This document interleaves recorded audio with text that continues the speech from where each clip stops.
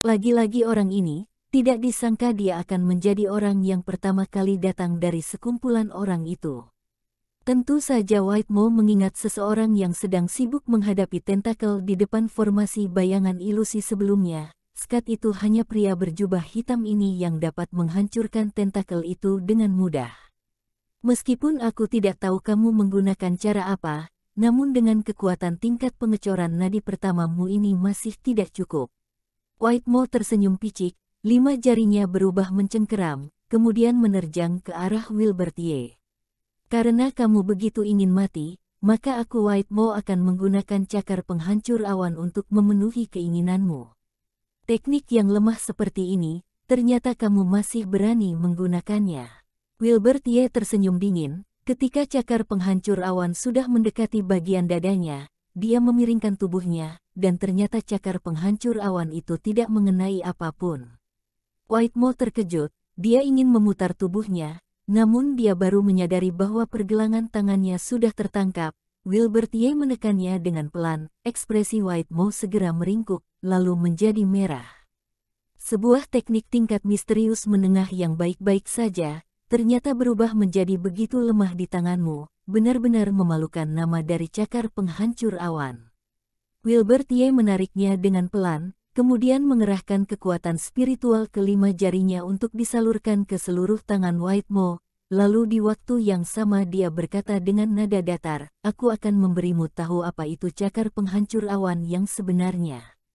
Kamu, sebelum White Mo menyelesaikan ucapannya, dari tubuh Wilbert Ye tiba-tiba melonjak energi tajam yang ganas. Dia mengerahkan kekuatan spiritual kelima jarinya, hanya untuk menunjukkan cakar penghancur awan. Duang, duang, duang. 3 suara ledakan muncul, seluruh lengan White Mo tersentak dan mati rasa, tangannya seperti patah, jubah putihnya tersentak hingga hancur, membuatnya terlihat menyedihkan. Ini masih belum selesai. Terlihat Wilbert Ye menarik lengannya dengan pelan, seketika White Mo menjerit kesakitan, selanjutnya sebuah kekuatan spiritual yang kuat menghantam dadanya, membuatnya terhempas. White Mo memegangi dadanya, mulutnya menyemburkan darah, nafasnya juga berubah menjadi lemah. Ketika melihat hal ini dengan mata kepalanya sendiri, bola mata Yerom Gui dan 3 orang iennya membesar, mereka merinding, berdiri terdiam di tempat dan tidak berani bergerak. Kekuatan yang ditunjukkan Wilbert Ye terlalu kuat, kekuatan mereka semuanya tidak jauh berbeda dengan White Mo. Sekarang White Mo telah dihabisi olehnya dengan begitu mudah, maka bagaimana mungkin mereka bisa lebih baik dari White Mo? Kalian bertiga, siapa yang masih ingin bertarung denganku? Wilbert Ye tersenyum pada Yerom Gui dan 3 orang lainnya. Sebelumnya ketika kultivasinya berada di tingkat pembekuan darah, dia masih belum bisa menghadapi orang-orang ini, namun sekarang dia telah mencapai tingkat pengecoran nadi, lalu dia juga telah mengalami pelatihan yang berat. Meskipun menghadapi seorang petarung tingkat pelancar energi pengumpul Yuan, dia juga tetap bisa bertarung dengannya. Wajah mereka terlihat tertekan, kemudian bergumam di dalam hati, sebelumnya telah bertemu seorang pria berwajah cantik, dan kekuatannya sangat mengerikan, tidak disangka sekarang muncul seseorang yang lebih mengerikan lagi, bahkan White Mo saja tidak dapat menghadapi satu serangannya. Yerom Gui dan yang lainnya sebenarnya bukan berasal dari tempat yang sama. Mereka juga tidak memiliki keuntungan bersama. Sebelumnya mereka bisa dengan mudah menghadapi petarung yang memiliki kultivasi lebih rendah dari mereka. Mereka menghadapi Hazel Luo karena White Mo juga telah memberikan mereka keuntungan. Namun sekarang sudah tiba di tanah keberuntungan. Bagaimanapun mereka tidak mungkin melepaskan keuntungan diri sendiri, hanya karena tidak berani menghadapi Wilbert Ye. Bagaimanapun kekuatan Wilbert Ye terlalu mengerikan, jika tidak berhati-hati mereka akan terluka berat, mereka hanya dapat memilih keputusan yang paling masuk akal.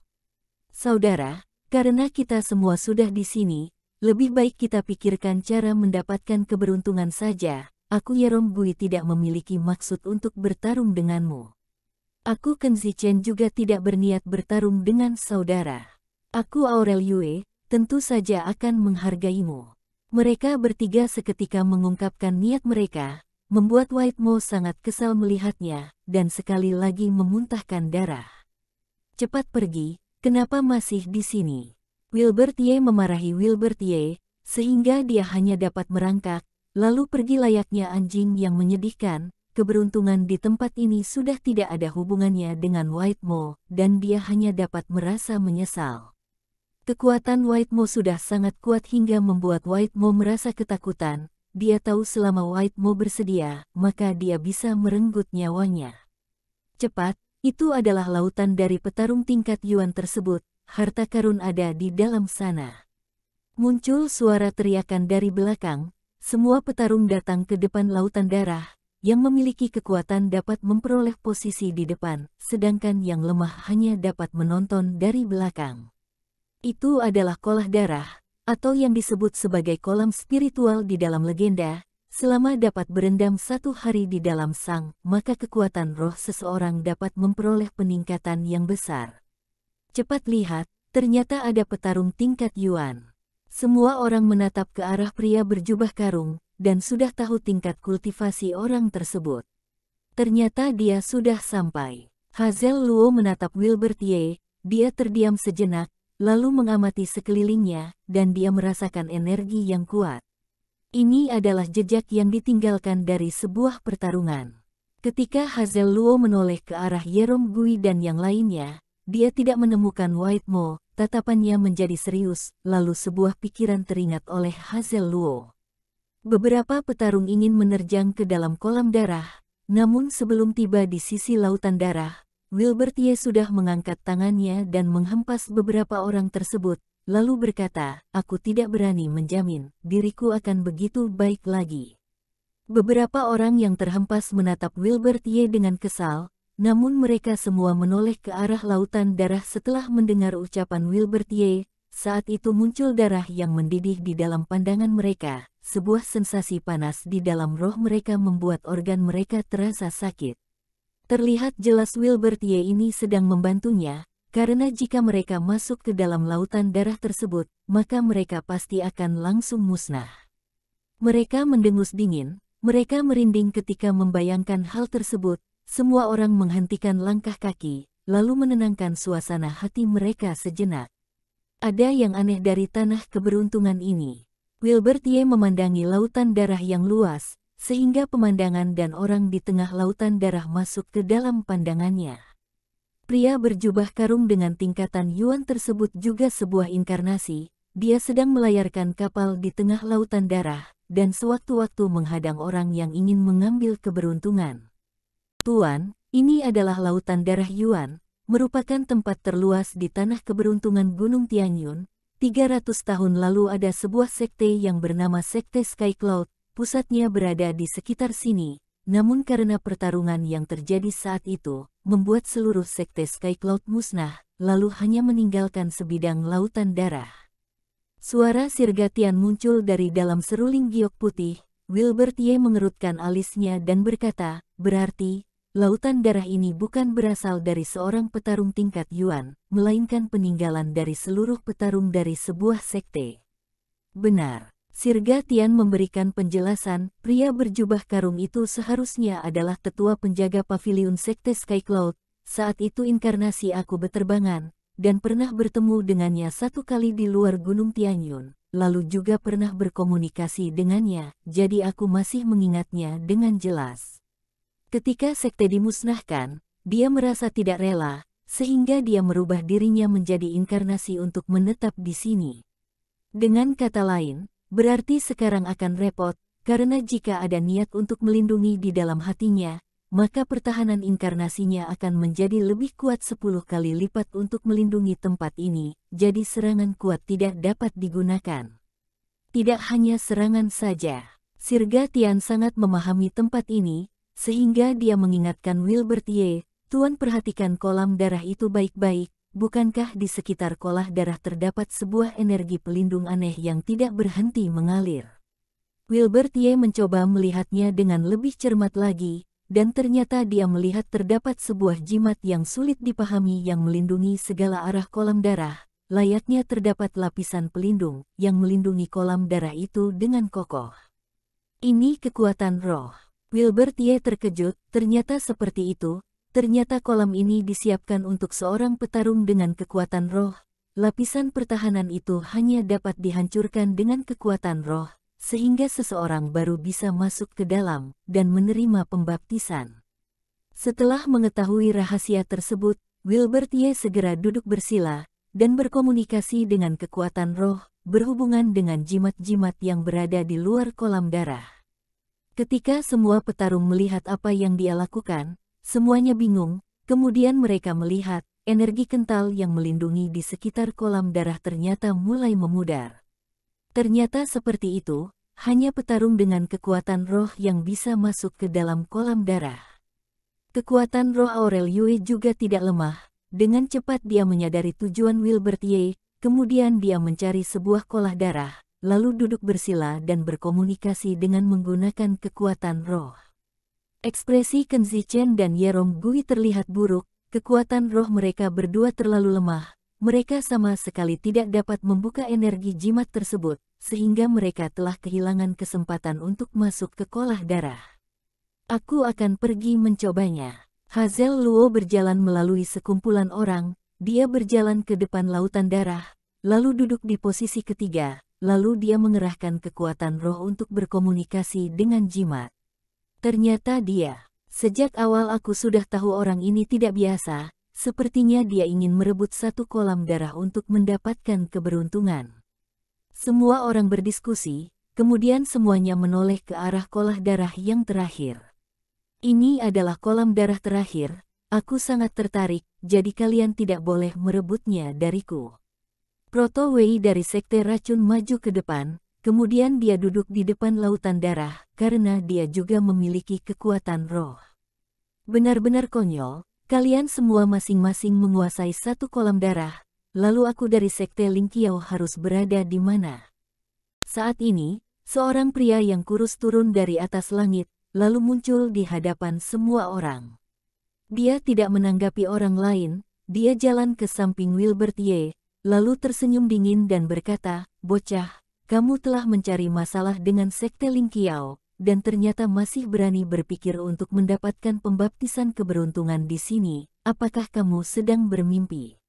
Aku beri kamu waktu 3 detik, cepat pergi dari sini, atau tidak jika aku menyerangmu, kamu pasti akan mati." Ketika Wilbert Ye ingin berdiri dan menghadapi Lendra Fang dari Sekte Ling Qiao tersebut, tiba-tiba Sirga Tian yang berada di dalam seruling giok putih berkata, "Tuan, kamu jangan pernah memutuskan hubunganmu dengan kolam darah saat ini, atau kekuatan rohmu akan tertelan, dan akhirnya akan meninggalkan luka." Ketika Sirga Tian mendengar ucapan tersebut, dia mengurungkan niatnya, lalu memejamkan matanya, dan tidak ingin bertarung dengan Lendra Fang. Bagaimanapun berkomunikasi dengan jimat di kolam darah lebih penting, jika tidak dalam keadaan genting, dia tidak akan memutuskannya begitu saja. Ketika melihat Wilbert Ye tidak menjawabnya, Lendra Fang menjadi kesal, kemudian dia mencibir, "Benar-benar konyol, sudah pertama kali menggunakan murid dari Sekte Ling Qiao sebagai tikus percobaan, dan ternyata sekarang masih berani berlatih di sini tanpa merasa bersalah. Apakah kamu ingin menjadi musuh dari Sekte Ling Qiao?" Ketika ucapan Lendra Fang ini keluar, para murid dari Sekte Ling Qiao yang berada di belakang juga tersenyum dingin. "Saudara Lendra Fang adalah murid kelima dari Istana Guntur Sekte Ling Qiao. Jika kamu berani berselisih dengan kami Sekte Ling Qiao, Saudara Fang tidak akan membiarkanmu begitu saja." Sebelumnya Bradley Chen sudah menderita, namun dia juga tahu kondisi di sini sangat kacau, terdapat petarung handal, sehingga dia mengirimkan pesan kepada Lendra Fang yang sedang menjalankan tugas sekte di sekitar sana.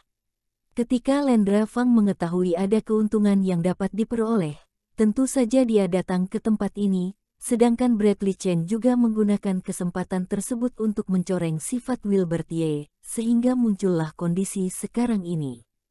Jika ingin memfitnah orang lain, kenapa harus cemas tidak dapat menemukan alasan? Wilbert Ye berkata dengan nada dingin, kemudian dia bersiap menggunakan inti api kekuatan jiwa untuk memberi Lendra Fang pelajaran, namun tiba-tiba seruling giok putih melesatkan cahaya hitam, dan menerjang ke wajah Lendra Fang. "Miao," suara kucing muncul, Kucing darah spiritual mencakar wajah Lendra Fang, seketika ada 5 garis darah di wajahnya. Lendra Fang menjerit kesakitan dan berguling di atas tanah. Dia kesakitan dan menangkap ekor dari kucing darah spiritual. Dia berpikir ingin menghempaskan kucing darah spiritual, namun kucing darah spiritual tidak mungkin memberikannya kesempatan tersebut. Terlihat kucing darah spiritual melesatkan cakar kiri dan kanannya, dan mencakar wajah Lendra Fang sekali lagi, dan seketika dengan jelas terlihat luka yang memenuhi wajahnya, membuat wajahnya menjadi terlihat mengerikan. Wilbert Ye tersenyum dingin, ketika tahu kucing darah spiritual turun tangan, dia tidak perlu cemas lagi.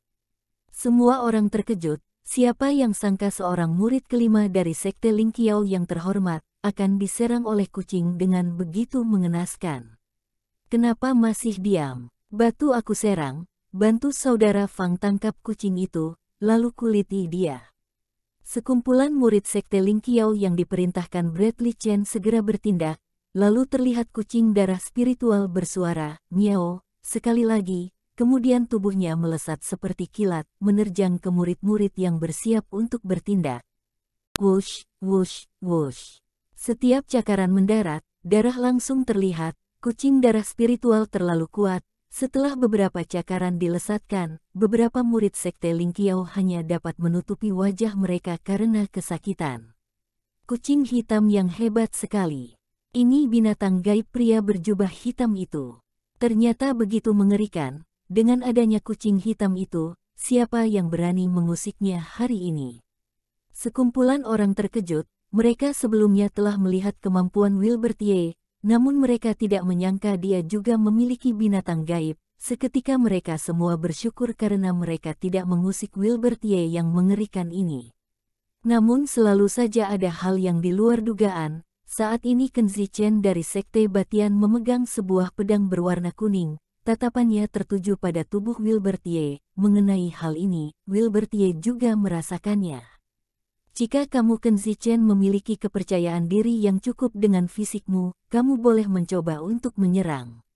Ancaman Wilbert Ye merambat masuk ke telinga banyak orang, membuat banyak orang di sekitar sana merinding. Selanjutnya semua orang menoleh ke arah Ken Zichen. Kamu Wilbert Ye, kamu tidak mati. Ken Zichen seperti orang gila menunjuk Wilbert Ye, dia memang pernah melihat fisiknya, bahkan melatihnya dengan sangat kuat. Hal ini hanya beberapa orang di Gunung Tianyun saja yang tahu, dan di antaranya termasuk Wilbert Ye. Orang-orang yang tahu semuanya ada di sana. Ken Zichen tidak dapat terpikirkan lagi siapa orang yang tahu bahwa dia melatih fisiknya. Jadi dia menyimpulkan bahwa orang berjubah hitam itu adalah Wilbert Ye. Yerom Gui terkejut, jika pria berjubah hitam itu adalah Wilbert Ye, maka hal ini sangat mengerikan. Dia tidak mati setelah terjatuh ke dalam magma, dan ternyata mengalami peningkatan sebanyak 4 alam, hingga mencapai tingkat pengecoran nadi. Ini benar-benar kecepatan yang sangat mengerikan. Ketika Wulda Zhou dan Jade Yu mendengar nama Wilbert Ye, ekspresi mereka juga terkejut. Mereka menoleh ke arah berjubah hitam tersebut, ingin mengetahui identitasnya yang sebenarnya. Namun di saat ini, Wilbert Ye membuka matanya, tubuhnya melesat, dan langsung masuk ke dalam kolam darah. Uang. Dan di saat ini, jimat yang berada di sekitar kolam darah menghilang, Wilbert Ye masuk ke dalam kolam darah dengan mudah.